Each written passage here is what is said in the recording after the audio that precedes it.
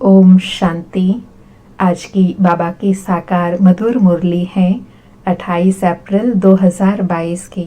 आज बाबा ने वापस अपने घर चलने के लिए अपने वास्तविक ओरिजिनल संपूर्ण स्थिति में स्थित होने के लिए अभ्यास बताया कि मैं आत्मा हूँ।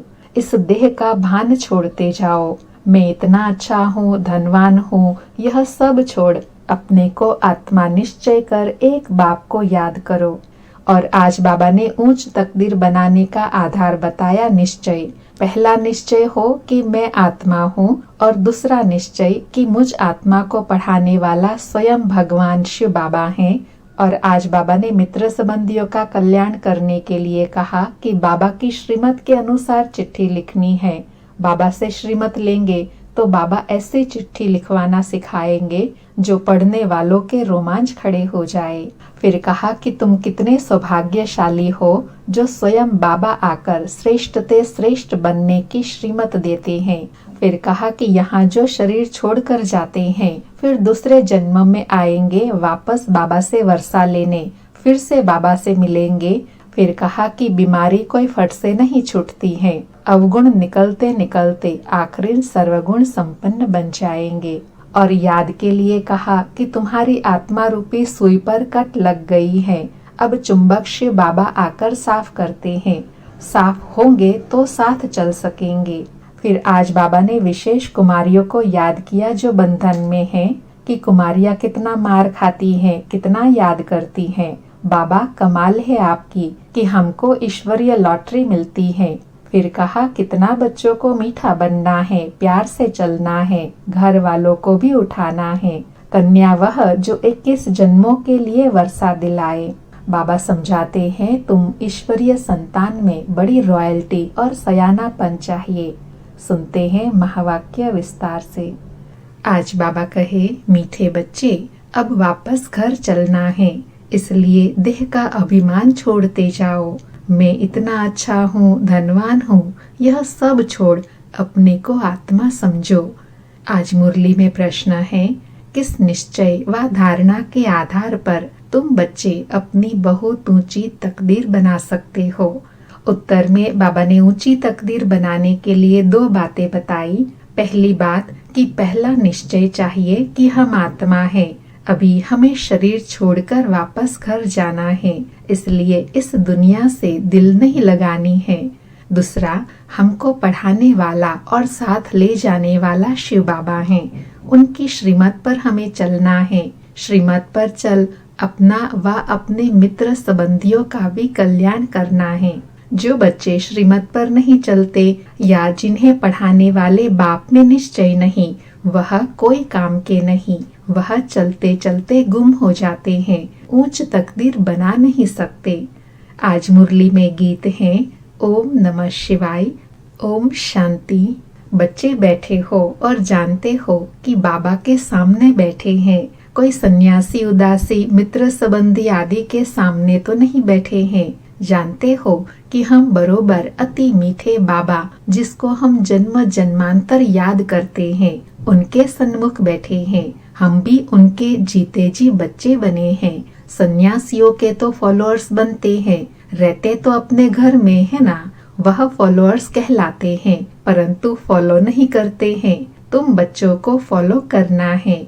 बुद्धि में यह याद रहे कि हम आत्मा हैं, जहाँ बाबा जाएंगे वहाँ हम जाएंगे।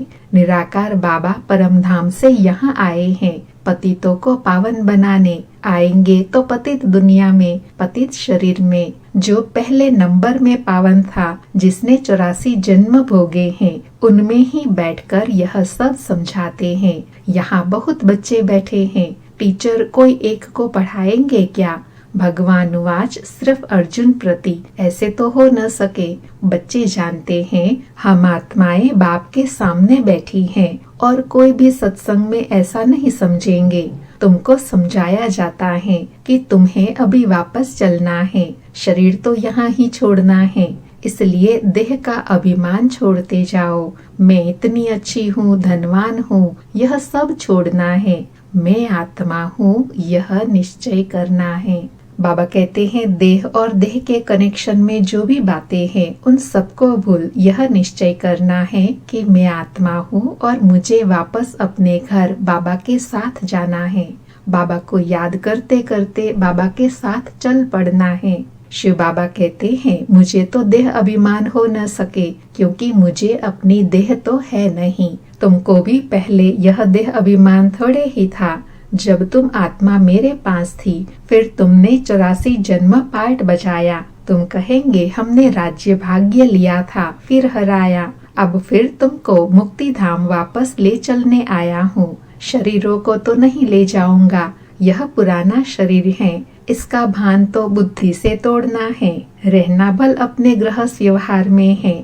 यह कोई सन्यासी मठ नहीं है। अपने घर बार को भी संभालना है। वह तो छोड़ करके जाते हैं। बाप बच्चों से छुड़ाते नहीं है। बाप कहते हैं तुम अपने बच्चों को याद दिलाओ कि शिव बाबा को याद करो। समझाते रहो तो उनको भी शिव बाबा से प्यार हो जाएगा। शिव बाबा कितना मीठा और प्यारा है। सबको यहाँ बिठा देवे तो बच्चों को कौन संभालेगा। ऐसे यहाँ बहुत बच्चे हैं जो यहाँ से शरीर छोड़कर जाते हैं, फिर दूसरा जन्म लेकर आएंगे, बाबा से वर्षा लेने मिलेंगे भी। यह निश्चय होना चाहिए कि हम आत्मा हैं। बाबा कहते हैं अगर कोई कारण से यह शरीर छोड़ भी देंगे तो भी आएंगे फिर से ब्राह्मण जन्म में बाबा से फिर से मिलेंगे। इसलिए कभी भी घबराना नहीं है। यह निश्चय होना चाहिए कि हम आत्मा हैं। यह शरीर छोड़कर वापस जाना है। यहाँ हमारी दिल नहीं लगती। सन्यासी लोग कहते हैं ब्रह्म तत्व में लीन हो जाएंगे। अनेक मत मतांतर हैं। यहाँ तो एक ही बाप है। बाप आया है हम बच्चों को वापस ले चलने। सतयुग में यह सब धर्म नहीं थे। अभी सतयुग स्थापन हो रहा है। अभी बाबा रीइनकॉर्नेट हुआ है, अर्थात बाबा का अभी अवतरण हुआ है। तुम अभी रिज्यूनेट हो रहे हो, अर्थात हमारी आत्मा का भी अभी परिवर्तन हो रहा है। रीइनकॉर्नेशन एक के लिए कहेंगे। बहुत बच्चे लिखते हैं बाबा हमारे जीवन में अच्छा ही परिवर्तन आया है, कभी थोड़ा क्रोध आ जाता है। तो बाबा कहे हाँ बच्चे यह तो होगा ही। बीमारी कोई फट से छूट जाती है क्या। सब गुण निकलते निकलते निर्गुण बन जाएंगे। अभी सर्वगुणवान बनना है। तुमको अथाह धन मिलता है। वहाँ सतयुग में लोभ की तो बात ही नहीं है। यहाँ लोभ के वश कितनी चोरी आदि करते हैं। ऑफिसरों की गफलत से अनाज के गोदाम खराब हो जाते हैं, फिर जला देते हैं। यहाँ तो मनुष्य भूखे मरते हैं। तुम समझते हो कि हमको शिव बाबा पढ़ाते हैं। पहले जब तक किसी को यह निश्चय नहीं कि शिव बाबा हमको पढ़ाते हैं तो कोई काम का ही नहीं। बाबा ने समझाया तुम्हारी आत्मा पतित बनी है, अभी पावन बन रही है। श्रीमत पर जरूर चलना है, अपनी मत नहीं चलानी है। मित्र संबंधियों का भी श्रीमत से कल्याण करना है। चिट्ठी लिखनी है, श्रीमत से नहीं लिखेंगे तो अकल्याण करेंगे। अर्थात श्रीमत नहीं लेकर के मोहवश कोई ऐसी बात लिख देंगे तो अकल्याण हो जाएगा। बहुत हैं जो चिट्ठी छिपाकर लिखते हैं। बाबा शिक्षक बैठे हैं तो बाबा को बताना चाहिए। बाबा तुमको ऐसी चिट्ठी लिखनी सिखाएंगे जो पढ़ने वाले का रोमांच खड़ा हो जाए। बाबा मना नहीं करते हैं, तोड़ निभाना है, नहीं तो चैरिटी बिगिंस एट होम कैसे होंगे। कहीं हैं जो श्रीमत पर नहीं चलते तो गुम हो जाते हैं। तकदीर में नहीं है तो चल न सके। ऐसे बहुत पुरुष आते हैं जिनकी स्त्रियां नहीं आती हैं, मानती नहीं है। शिव बाबा लिखते हैं तुम तो कमजोर हो, उनको भी समझाओ। तुमने तो प्रतिज्ञा की थी कि आज्ञा मानेंगे। तुम अपनी स्त्री को ही वश नहीं कर सकते हो तो विकारों को वश कैसे कर सकेंगे। तुम्हारा फर्ज है स्त्री को अपने हाथ में रखना, प्यार से समझाना। शास्त्रों में यह सब इस समय की बातें लिखी हुई हैं। तुम ब्राह्मण भी पहले बुद्धू थे, अब बाबा ने बुद्धिवान बनाया है। तुम बच्चे जानते हो शिव बाबा ने 5000 वर्ष पहले ऐसे ही पार्ट बजाया होगा, ऐसे ही समझाया होगा और यह ब्रह्मा भी जान गए हैं। तुम अभी पुरुषार्थ कर रहे हो। जो अच्छी रीति सर्विस करेंगे वही फरिश्ता बन जाएंगे। अगर हिसाब किताब रह जाता है तो सजा खानी पड़ेगी। अभी तुम सन्मुख बैठे हो, शिव बाबा तुमको समझाते हैं। ऐसे मत समझो ब्रह्मा सुनाते हैं।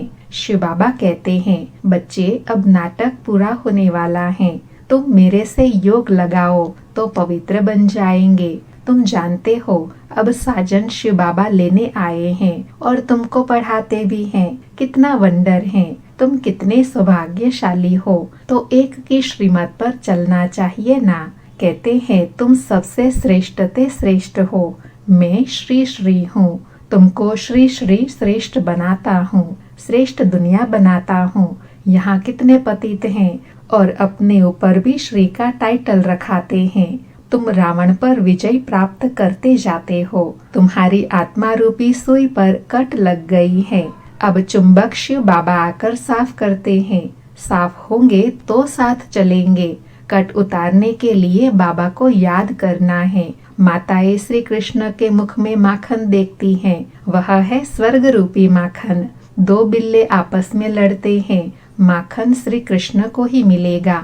श्री कृष्ण अकेला थोड़े ही राज्य करेगा। सूर्यवंशी चंद्रवंशी घराना चलता है, उसके बाद फिर राजाओं का घराना आ जाता है, वह भी बहुत पुराने चलते रहते हैं। पीछे प्रजा का प्रजा पर राज्य होता है। अभी तुम जानते हो कि बाबा ने हमको पार्ट बजाने भेजा था। स्वर्ग में हम बहुत सुखी थे। 21 जन्म का वर्षा भारत में ही गाया जाता है। वह कन्याएं 21 जन्मों के लिए वर्षा दिलाती हैं। बाबा कितना अच्छी रीति समझाते हैं, तो भी किसी किसी के पुराने सड़े हुए अवगुण निकलते नहीं हैं। बाबा बड़ा मार्शल भी है, अर्थात हम जो रूहानी सेना है उसका हेड शिव बाबा है, जो हम बच्चों को श्रीमत देते हैं, गाइड करते हैं। बाबा के साथ धर्मराज भी है। अगर श्रीमत पर न चले तो उनका राइट हैंड धर्मराज भी है। बाबा की गोद में जन्म लिया, फिर वहाँ जाकर मर जाते हैं, फिर कितना घाटा पड़ जाता है। श्रीमत पर नहीं चलते तो मर जाते हैं। कितना समझाया जाता है कि सिर्फ बुद्धि से समझो, बाबा हम आपके हैं। इस समय दुनिया सारी पत्थर बुद्धि है। यह ब्रह्मा बाबा भी कहते हैं, हमने शास्त्र आदि पढ़े थे, जानते कुछ नहीं थे। अगर कोई कहे मुझे यह शिक्षा गुरु से मिली है, तो क्या गुरु से शिक्षा एक को ही मिलती है क्या? गुरु के फॉलोअर्स तो बहुत होते हैं। अगर गुरु की शिक्षा ली होती तो गुरु की पदवी भी ली होती। यह तो बात ही निराली है। शिव बाबा इनके ब्रह्मा द्वारा शिक्षा दे सबसे बुद्धियोग हटवाते हैं। एक ही धक से सब कुछ छुड़ा दिया। बहुत बच्चों ने भी ऐसे ही किया। भट्टी बननी थी, पाकिस्तान में बच्चों की कितनी संभाल हुई। बुद्धिवानों की बुद्धि बाप बैठा था। हम पाकिस्तान गवर्नमेंट को कहते थे अनाज अच्छा नहीं मिलता। जेट ऑफिसर्स कह देते जो चाहिए सो पसंद कर ले जाओ। बुद्धि का ताला खोलने वाला बाबा था, क्योंकि 1947 के पार्टीशन के बाद बाबा और बाबा के बच्चे वहीं रुके थे, तो वहाँ की गवर्नमेंट बाबा का बहुत रिस्पेक्ट करती थी और हर कार्य में सहयोग भी देती थी, क्योंकि बुद्धिवानों के बुद्धिवान शिव बाबा को अपना कार्य कराना था तो किसी न किसी को निमित्त बना दिया। सहन तो कुछ करना होता है। कुमारियाँ कितनी मार खाती थी, कितना याद करती हैं। बाबा कमाल है आपकी कि हमको ईश्वरीय लॉटरी मिलती है। कितना बच्चों को मीठा बनना है, प्यार से चलना है, घर वालों को भी उठाना है। रचयिता अगर भाग जाए तो रचना का क्या हाल होगा। यहाँ सन्यासियों का यह पाठ था। उस समय पवित्रता की दरकार थी। यह सारा खेल बना हुआ है। सारी राजधानी यहाँ स्थापन हो रही है। सतयुग में पतितों को पावन नहीं बनाएंगे। यह संगम युग ही मशहूर है। बाबा कहते हैं मैंने आगे भी कहा था कि कल्प कल्प के संगम युगे आता हूँ। उन्होंने युगे युगे कछमछ अवतार लिख दिया है। मनुष्य भी सत सत करते रहते हैं। रावण राज्य है ना। सन्यासी सदैव शांति मांगते हैं, सुख को नहीं मानेंगे। कहेंगे ज्ञान ठीक नहीं है, दुनिया में सुख है कहाँ। राम था तो रावण भी था, कृष्ण था तो कंस भी था, और स्वर्ग में अपार सुख था। कृष्ण को इतना प्यार करते हैं, वह तो स्वर्ग में ही मिलेगा। यह तो अभी तुम्हारी मनोकामना पूर्ण होती है। तुम जानते हो बाबा कृष्णपुरी में ले चलने के लिए पुरुषार्थ करा रहे हैं, तो बाबा के साथ सच्चाई सफाई बहुत चाहिए। छिपाने से बहुत नुकसान होता है। न सुनाने के कारण भूल वृद्धि को पाती रहती है। बाबा कदम कदम पर श्रीमत देते हैं, फिर भी कोई राय पर न चले तो बाबा क्या करे। बाबा समझाते हैं, तुम ईश्वरीय संतान में बड़ी रॉयल्टी और सयानापन चाहिए। बहुत प्यार से तुम्हें सबको बाबा की पहचान देनी है। पूछते हैं, परमपिता परमात्मा के साथ तुम्हारा क्या संबंध है? वह तो स्वर्ग का रचयिता है, तो स्वर्ग के मालिक पने का वर्षा होना चाहिए। तुमको वर्षा था, हरा दिया, फिर तुमको देते हैं। यह लक्ष्मी नारायण यहाँ का लक्ष्य है। बाबा जरूर सतयुग का ही राज्य भाग्य देंगे। तुम बच्चों को सर्विस करनी चाहिए, सबको जियदान देना है। 21 जन्म के लिए तुम ही महान पुण्य आत्मा हो। तुम्हारे जैसा पुण्य आत्मा कोई हो न सके। पुण्य की दुनिया में तुम चलने वाले हो। बहुत मीठा बनना है। यह है पतित पावन बाप और दादा। बच्चों को वैशाली से निकाल शिवालय में चलने के लिए आए हैं। इनको रौरव नर्क भी कहते हैं। यहाँ दुख ही दुख है। बाबा आए हैं दुख धाम से निकाल सुख धाम में ले चलने के लिए। हम ऐसे पारलौकिक माता पिता से सदा सुख लेने के लिए मिलने के लिए आए हैं। यह बहुत खुशी की बात है। तुम्हारे को खुशी है कि हम शिवालय स्थापन करने वाले भोलानाथ भंडारी बाबा के पास आते हैं। याद भी शिव बाबा को करना है, रथ को नहीं करना है। अच्छा, मीठे मीठे सिकिलधे बच्चों प्रति माता पिता बाप दादा का याद प्यार और गुड मॉर्निंग। रूहानी बाप की रूहानी बच्चों को नमस्ते। हम रूहानी बच्चों की रूहानी माता पिता बाप दादा को भी याद प्यार गुड मॉर्निंग और नमस्ते। धारणा के लिए मुख्य सार है। पहला, बाप के साथ सदा सच्चा रहना है, कुछ भी छिपाना नहीं है। बहुत बहुत रॉयल्टी से समझदारी से चलना है। दूसरा, 21 जन्मों के लिए हर एक को जियदान देने की सेवा कर पुण्य आत्मा बनना है। आत्मा रूपी सुई पर जो कट चढ़ी हुई है, उसे याद की यात्रा में रह उतारना है। आज बाबा ने वरदान दिया, स्नेह की उड़ान द्वारा समीपता का अनुभव करने वाले पास विद ऑनर भव। स्नेह की उड़ान द्वारा समीपता का अनुभव करने वाले पास विद ऑनर भव। स्पष्टीकरण है, स्नेह की शक्ति से सभी बच्चे आगे बढ़ते जा रहे हैं। स्नेह की उड़ान तन से, मन से व दिल से बाप के समीप लाती है। ज्ञान योग धारणा में यथाशक्ति नंबरवार है, लेकिन स्नेह में हर एक नंबर 1 है।